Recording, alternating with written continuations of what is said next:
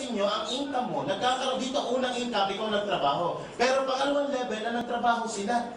Tama mo ba? So nagkakaroon ka ng tinatawag na leveraging of time. Dumarami oras mo sa ibang tao. Tulad ko po ngayon, ang grupo ko may 10,000 na. Dito sa site na to, may 7,000. Dito, kulang-kulang 5,000. Eh, ano nangyayari? Ilang buwan kayo meron yan? Minsan mababaliw ka. Mababaliw ka. Alam mo bakit simula Huwebes hanggang ngayon, nung nag-aaral, hindi bumaba ng 50,000? Isang araw.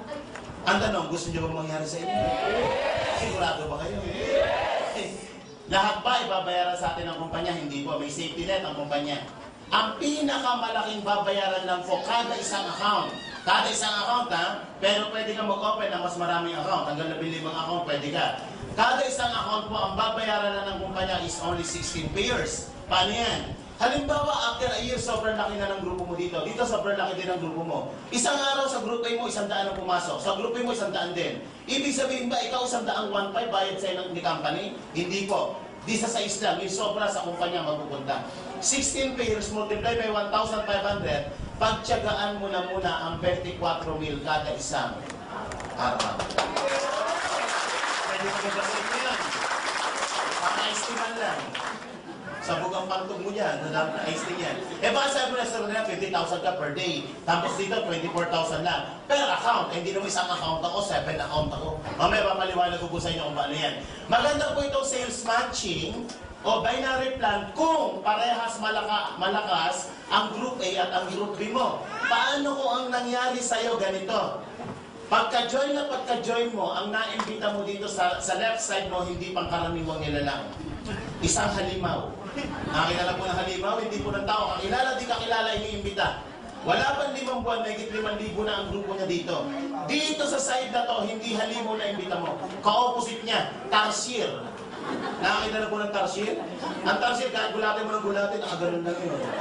Yung tipo ng kaibigan mo, naku friend, alam mo, 1 taon ka na dyan, ni isang kape, wala kang benta. Magbenta ka lang para tayong kumita. Ang sagot lang nito, ganito, paano ba yan? Ay wala po kayong kikitain dyan kasi pinag-uusapan dyan sales matching.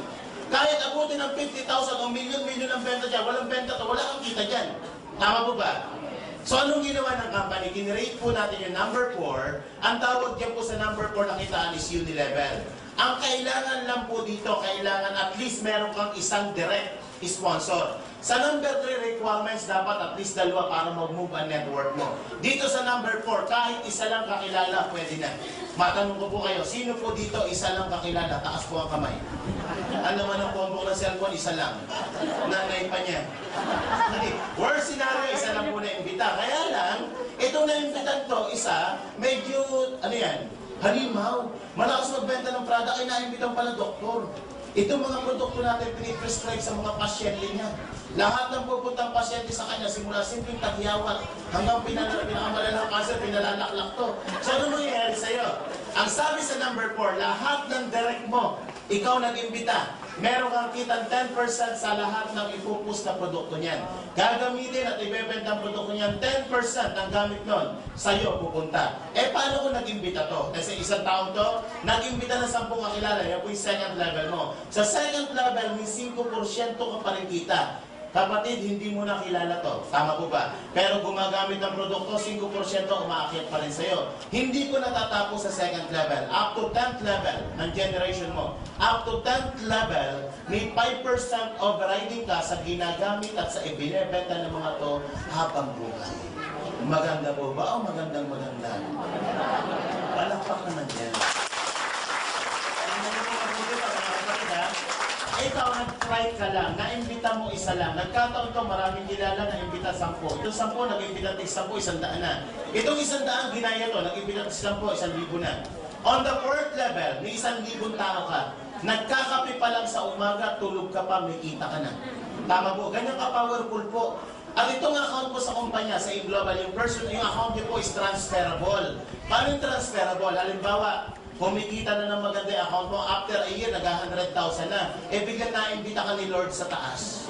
Hindi ka na pinabalik sa mundong ibabaw. Eh, nag-200,000, 100,000 yan per month. Sino nga ikinabang nung iiwanan mo?